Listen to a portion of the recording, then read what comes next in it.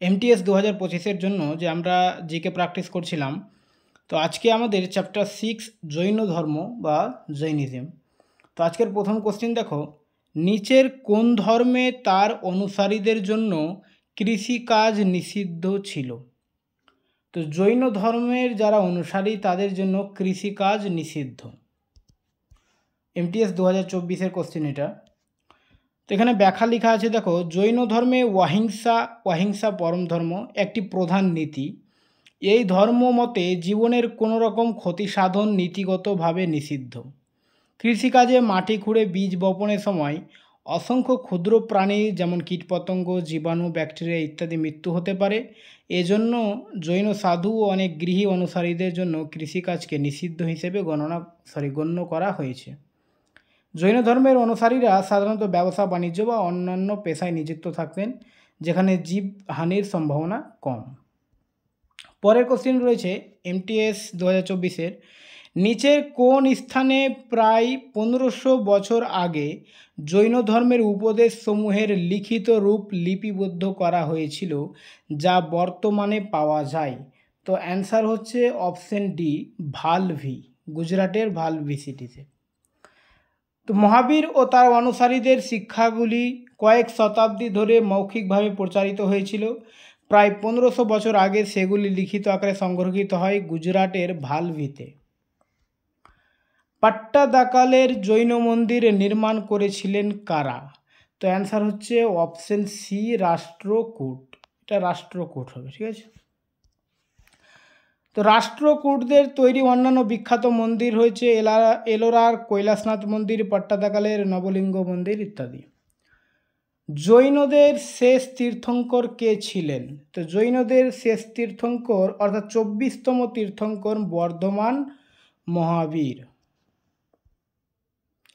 জৈনদের 24তম এবং শেষ তীর্থঙ্কর ছিলেন মহাবীর স্বামী বর্ধমান মহাবীর, 540 থেকে 527 খ্রিস্টপূর্ব। মহাবীর 30 বছর বয়সে সংসার ত্যাগ করেছিলেন এবং 12 বছরের কঠোর তপস্যার পর তিনি কৌশল্য লাভ করেন আর কি, ওটা ব্র্যাকেটে কৈবল্য, রিজুপালিকা নদীর তীরে এবং জিরিম্বিক গ্রাম সংলগ্ন এক শাল গাছের নিচে। আর এটা পার্শ্বনাথ হবে, স্পেলিংগুলো মিস্টেক হয়ে গেছে আজকে, এটা পার্শ্বনাথ হবে, ঠিক আছে। পার্শ্বনাথ ছিলেন জৈন ধর্মের 23তম তীর্থঙ্কর। প্রায় 1500 বছর আগে যে লেখা মহাবীরের শিক্ষাগুলি বর্তমানে কোথায় সংরক্ষিত? এটা কোশ্চেন রিপিট হয়েছে, 2017-তে এসেছিল এমটিএসে এবং 2024-এও এসেছে, ঠিক আছে। ভালভি, গুজরাট। একই, যেটা আমি তখন ব্যাখ্যাটা পড়লাম একই। মহাবীর জয়ন্তী পালন করা হয় মহাবীরের জন্মদিন উপলক্ষে, যিনি ছিলেন জৈন ধর্মের কততম তীর্থঙ্কর? তো মহাবীর হচ্ছে 24তম বা শেষ তীর্থঙ্কর। তো মহাবীরের জন্ম হয় হিন্দু ক্যালেন্ডারের চৈত্র মাসের 13 তারিখে, মার্চ এপ্রিল 540 খ্রিস্টপূর্বে। জন্মস্থান বৈশালী, বর্তমান বিহারে। তিনি 42 বছর বয়সে কৈবল্য বা সর্বজ্ঞতা অর্জন করেন এবং 72 বছর বয়সে 468 খ্রিস্টপূর্বে বিহারের রাজগীরের কাছে পাওয়াপুরীতে মোক্ষ লাভ করেন। জৈন ধর্মের প্রথম তীর্থঙ্কর ছিলেন ঋষভনাথ। প্রথম এবং চতুর্থ জৈন তীর্থঙ্করের জন্মস্থান হিসেবে স্বীকৃত পবিত্র নগরীর নাম কি? তো এখানে অ্যান্সার হচ্ছে অযোধ্যা। অযোধ্যা উত্তরপ্রদেশে হলো ঋষভদেব ছিলেন প্রথম তীর্থঙ্কর এবং অভিনন্দনাথের জন্মস্থান। তো অভিনন্দনাথ ছিলেন চতুর্থ তীর্থঙ্কর।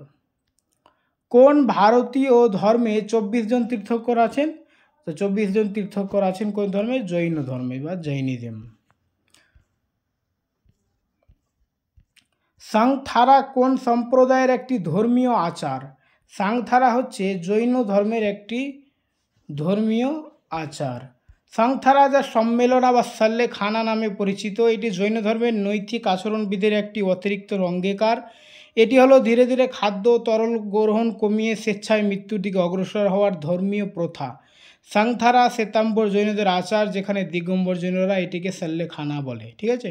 এইভাবে মারা গিয়েছিল চন্দ্রগুপ্ত মৌর্য ইতিহাসে, ঠিক আছে। রানকপুরের বিখ্যাত মন্দিরটি কোন মন্দির? তো এটা হচ্ছে অপশন বি, জৈন মন্দির। রানাকপুর রাজস্থানে অবস্থিত এবং এটি জৈন ধর্মের একটি গুরুত্বপূর্ণ তীর্থস্থান। এই স্থানে অত্যন্ত খুব সুন্দর খোদাই করা প্রাচীন জৈন মন্দির রয়েছে। এই মন্দিরটি 15 শতকে মানে পঞ্চদশ শতকে রানা কুম্ভের শাসনকালে নির্মিত হয়েছিল। এর প্রধান মন্দিরটি প্রথম জৈন তীর্থঙ্কর ঋষভনাথকে উৎসর্গ করা। আজীবক সম্পর্কিত নিচের বিবৃতিগুলি বিবেচনা করুন। মক্খলি গোসালে সম্প্রদায়ের একজন বিশিষ্ট গুরু ছিলেন। আজীবক সম্প্রদায় ভাগ্যবাদে বিশ্বাস করত। উপরোক্ত কোন বিবৃতিটি সঠিক? তো এখানে দেখো, আজীবক এটা জৈন ধর্মের না কিন্তু, ঠিক আছে। আসলে আজীবক বলে একটা ধর্ম মানে উঠেছিল ওই সময়, কিন্তু বেশি দিন চলেনি আর কি। এটা একটা দার্শনিক সম্প্রদায় এবং জৈন ধর্ম বৌদ্ধ ধর্ম যে সময় আসছিল সেই সময়েরই মক্খলি গোশালা এটা শুরু করেছিল, ঠিক আছে।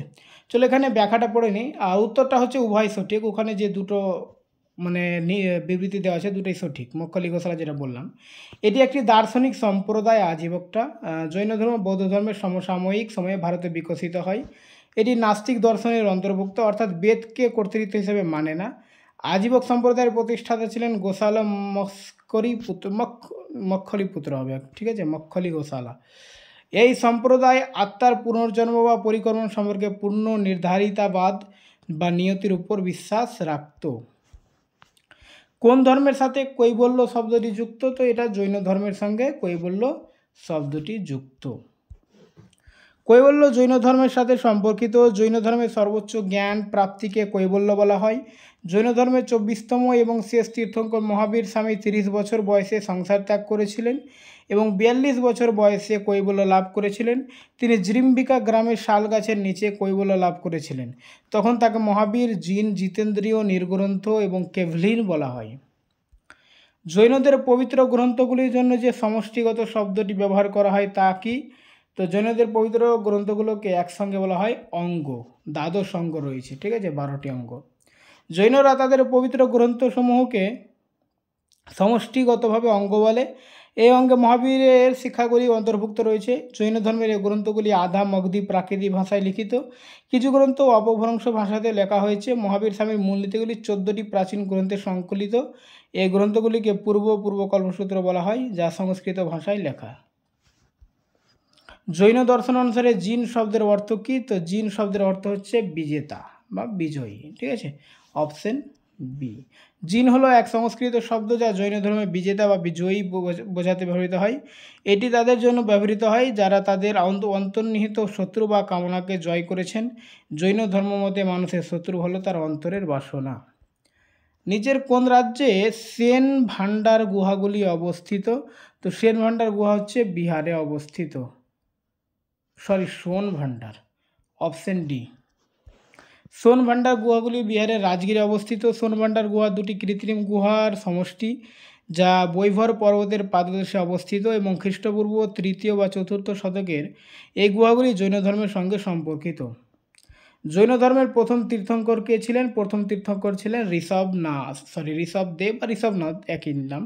মহাবীর স্বামী হচ্ছেন 24তম তীর্থঙ্কর, পার্শ্বনাথ হচ্ছে 23তম, ঠিক আছে।